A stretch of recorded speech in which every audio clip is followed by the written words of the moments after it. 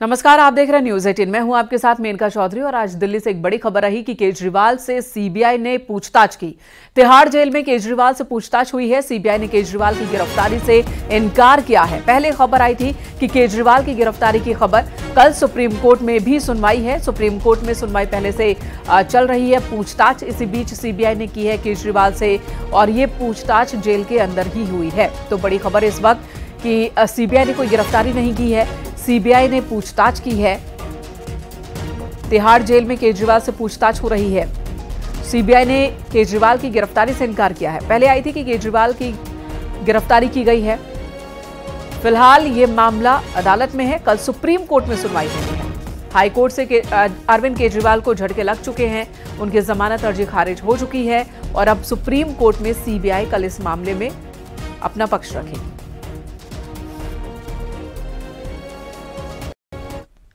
राहुल गांधी होंगे लोकसभा में नेता विपक्ष। इंडिया गठबंधन की बैठक में यह फैसला हुआ। रायबरेली से सांसद है राहुल गांधी और इंडिया ब्लॉक की मीटिंग हुई जिसमें यह फैसला लिया गया कि विपक्ष का नेता राहुल गांधी ही होंगे। तो लोकसभा चुनाव के बाद कांग्रेस दूसरी सबसे बड़ी पार्टी बनकर उभरी है। 99 सांसद कांग्रेस के और राहुल गांधी नेता विपक्ष की भूमिका में लोकसभा के अंदर नजर आएंगे। तो INDIA ब्लॉक की मीटिंग हुई और इसी मीटिंग में यह फैसला लिया गया सर्वसम्मति से कि राहुल गांधी को नेता विपक्ष बनाया जाए। To the pro-time Speaker Bhartwari Mahtab, informing the decision of appointment of Rahul Gandhi as the leader of opposition in the Lok Sabha. Other office bearers will be decided later. That's all. Namaskar.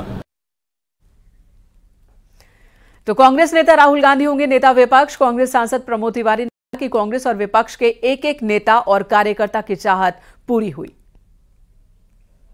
Congress ने हर लोकसभा के सदस्य की आवाज सुनी और नेता विरोधी दल पद स्वीकार किया। नेता विरोधी दल के रूप में अब आपको प्राथमिकता मिलेगी। आप जब चाहे नेता सदन की तरह सदन में मुद्दे उठा सकते हैं, आप बोल सकते हैं। जनता की आवाज को जो कुचलने की कोशिश सरकार करेगी उस पर आप एक निर्भीक आवाज आपकी गूंजेगी। नेता विरोधी दल के रूप में आपको ये भी अधिकार होगा कि आप उन सारी समितियों में सदस्य के रूप में बुलाए जाएंगे जहां चयन होता है देश के सर्वोच्च संवैधानिक तमाम पदों का। 18वें लोकसभा के स्पीकर के चयन को लेकर सरकार और विपक्ष के बीच ठन गई है। अब लोकसभा स्पीकर का फैसला चुनाव के जरिए होगा। लोकसभा अध्यक्ष पद के लिए एनडीए की ओर से बीजेपी के सांसद ओम बिरला उम्मीदवार हैं, तो वहीं INDIA ब्लॉक की ओर से कांग्रेस के वरिष्ठ सांसद के सुरेश उम्मीदवार हैं। कल 11 बजे स्पीकर पद के लिए वोटिंग होनी है। साधारण बहुमत से स्पीकर का चुनाव होगा।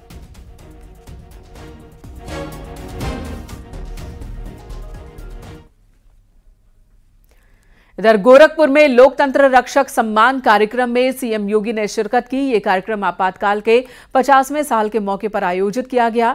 सीएम योगी ने बताया कि कांग्रेस ने 50 साल पहले देश पर आपातकाल थोपा था। कांग्रेस ने लोकतंत्र का गला घोटा, कभी कोई परहेज नहीं किया कांग्रेस ने लोकतंत्र को दबाने से। कांग्रेस की तत्कालीन सरकार ने धारा 370 जबरन संविधान में डाला और भारत के अंदर आतंकवाद की नींव रखी। ये भी कहा सीएम योगी आदित्यनाथ ने। कांग्रेस ने आज से 50 वर्ष पहले आपातकाल थोपा। यह लोकतंत्र और संविधान को कुचलने की एक पराकाष्ठा थी। ऐसा नहीं कि कांग्रेस ने आजादी के तत्काल बाद लोकतांत्रिक मूल्यों का सम्मान किया हो। जब भी कांग्रेस को अवसर मिला, कांग्रेस ने लोकतंत्र का गला घोंटने से कभी कोई परहेज नहीं किया। याद करिए, देश की अखंडता को बनाए रखने के लिए भारत के जिस संविधान ने हम सबको एक व्यवस्था दी और स्वतंत्र भारत में जिस संविधान के माध्यम से हम संपूर्ण भारत को एकता और एकात्मता के सूत्र में बांध करके आगे ले जा सकते हैं, इस भारत के लिए जो संविधान हमें प्राप्त हुआ था आजादी के कुछ ही यानी संविधान लागू होने के कुछ ही दिनों के बाद कांग्रेस की तत्कालीन सरकार ने धारा 370 जबरन भारत के संविधान में डाल करके भारत के अंदर आतंकवाद की नींव डालने का काम किया था। इधर योगी सरकार का पेपर लीक के खिलाफ कड़ा एक्शन। पेपर लीक के खिलाफ अध्यादेश को मंजूरी मिल गई है। कैबिनेट में अध्यादेश पर मुहर लगा दी गई। 2 साल से उम्र कैद तक की सजा का प्रावधान है। 1 करोड़ के जुर्माने का भी प्रावधान। अनुचित साधनों की रोकथाम अध्यादेश 2024 को प्रख्यापन प्रस्तावित किया जा रहा है। उक्त परीक्षा प्राधिकारियों द्वारा लोक सेवा आयोग, उत्तर प्रदेश सेवा चयन बोर्ड, उत्तर प्रदेश बोर्ड, विश्वविद्यालय प्राधिकरण या निकाय या उनके द्वारा नामित संस्था भी इसमें सम्मिलित है। उसमें किसी प्रकार की भर्ती परीक्षाओं, नियमितीकरण या पदोन्नति वाली परीक्षाएं या डिग्री डिप्लोमा प्रमाण पत्रों, शैक्षणिक प्रमाण पत्रों की प्रवेश परीक्षा पर भी लागू होगा। फर्जी प्रश्न पत्र बांटना, फर्जी सेवा योजना वेबसाइट बनाना इत्यादि दंडनीय अपराध बनाए गए हैं। अधिनियम प्रावधानों के उल्लंघन के लिए न्यूनतम 2 वर्ष से लेकर आजीवन कारावास का दंड तथा 1 करोड़ रुपए तक के दंड का प्रावधान किया गया। यही और ओल्ड पेंशन स्कीम को लेकर भी योगी सरकार ने बड़ा फैसला लिया। उत्तर प्रदेश में 28 मार्च 2005 से पहले जिन नौकरियों के मामले में विज्ञापन हुआ था, उन लोगों को ओल्ड पेंशन स्कीम दिए जाने के प्रस्ताव को कैबिनेट ने मंजूरी दे दी। उत्तर प्रदेश में कर्मचारी लंबे वक्त से पुरानी पेंशन स्कीम बहाली की मांग कर रहे हैं और अब सरकार ने शर्त के साथ कर्मचारियों की ये मांग स्वीकार कर ली है।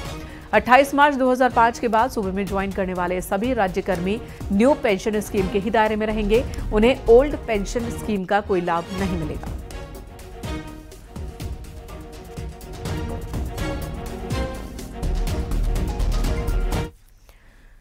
और लोकसभा चुनाव के बाद यूपी में पहला बड़ा प्रशासनिक और पुलिस फेरबदल देखने को मिला। योगी सरकार ने कई जिलों के डीएम बदल दिए तो कई जिलों के पुलिस कप्तान भी हटा दिए गए। 12 जगह के डीएम बदले गए हैं। उनमें से 11 जगह बीजेपी को लोकसभा चुनाव में हार मिली थी।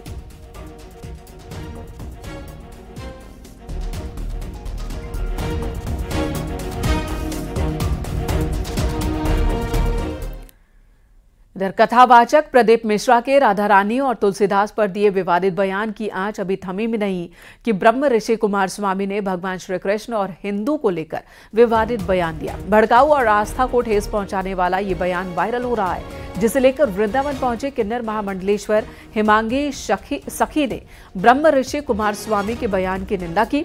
उन्होंने कहा कि ब्रह्म ऋषि कुमार स्वामी पहले अपने गिरमा में झांके, उनके आश्रम की जांच की जाए तो उनका काला सच सामने आ जाएगा कि वो कितने चरित्रवान हैं।